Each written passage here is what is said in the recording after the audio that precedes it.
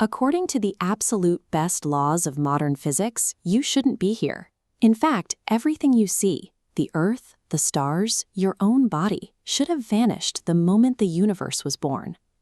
This mathematical contradiction traces back to physicist Paul Dirac. While trying to unite special relativity with quantum mechanics, his equations produced a solution for an electron that had negative energy. Instead of ignoring it, Dirac proposed that a mirror image to normal matter existed. He had predicted the existence of antimatter. When these mirror images meet, the collision follows Einstein's most famous equation. The matter and antimatter vanish, converting nearly 100% of their combined mass into pure, blinding energy. It is the most violent physical process nature allows. Because the laws of physics require a perfect mathematical balance, the Big Bang should have created equal amounts of matter and antimatter. The infant universe should have self-destructed in a flash of light long before the first stars could form. Our reality is a profound mathematical anomaly. In the first moments of the Big Bang, the universe was so hot and dense that photons had enough energy to spontaneously spawn equal pairs of matter and antimatter particles. For every particle created, a mirror image twin appeared right alongside it. As the universe expanded and cooled, this pair production stopped. The remaining particles began annihilating each other back into pure light. If the symmetry had been perfect, the entire universe would have ended up filled with nothing but radiation. We see the physical evidence of this annihilation today in the cosmic microwave background. This heat map is a low-level radiation that permeates the entire observable universe, the surviving fossil record of that ancient cosmic collision.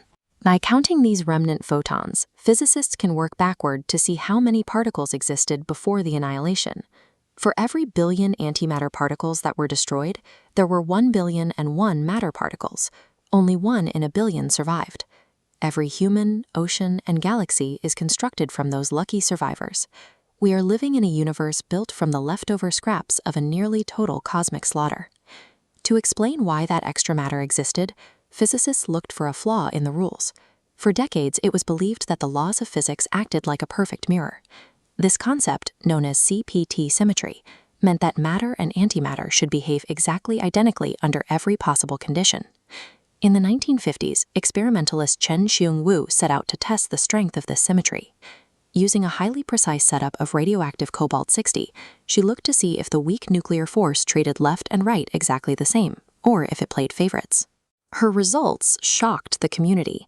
Wu found that the emitted particles preferred one direction over the other, proving that at a fundamental level, the mirror of physics is actually cracked.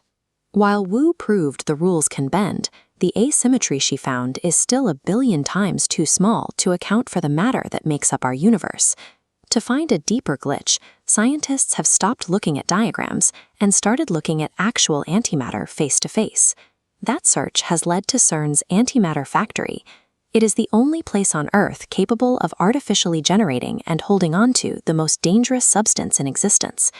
The creation process is violent. Protons are accelerated to 99.93% the speed of light before smashing them into a dense iridium target. The impact is so powerful, it forces antiquarks to manifest, resulting in a chaotic spray of new particles. These new antiprotons are moving so fast they would instantly vaporize if they hit the machine's walls. To study them, scientists use massive banks of magnets to carefully bleed off their energy, slowing the particles down until they are manageable enough to trap. These slowed antiprotons are then merged with positrons to create neutral antiatoms. Since they carry no charge, they can't be held by normal magnets, so they are confined in a vacuum using complex electromagnetic fields called penning traps. Humanity has built the most complex machines in history just to trap the very substance that mathematically should have prevented us from ever existing. With antimatter trapped, researchers are now testing how it responds to the Earth's gravitational pull. Because gravity behaves independently of our standard models, the G-bar experiment is designed to answer a singular question: does antimatter drop like normal matter, or does it fall up? To find out, they use lasers to cool anti-hydrogen atoms down to micro-Kelvin temperatures, just a fraction of a degree above absolute zero. At that temperature, the atoms are nearly still. The trap is then released, allowing the anti-atom to drop 20 centimeters so its acceleration can be timed. Our ability to hold this material has reached an unbelievable level. Scientists have successfully stored antimatter in a portable trap for over 600 days, long enough to load it onto a truck and ship it to other research centers around the world. Despite its destructive reputation, the small amounts made at CERN are not dangerous. In fact, microscopic amounts of antimatter exist in your own home. Radioactive isotopes in everyday items, like the potassium in bananas, naturally decay and release positrons roughly every 75 minutes. As we begin shipping the universe's rarest substance across the globe to hunt for a microscopic glitch, remember that your existence is the result of a 1 in a billion anomaly. We are the survivors of a cosmic mistake, and this massive scientific hunt is how we figure out why we are here at all. Make sure to subscribe to see what we find next.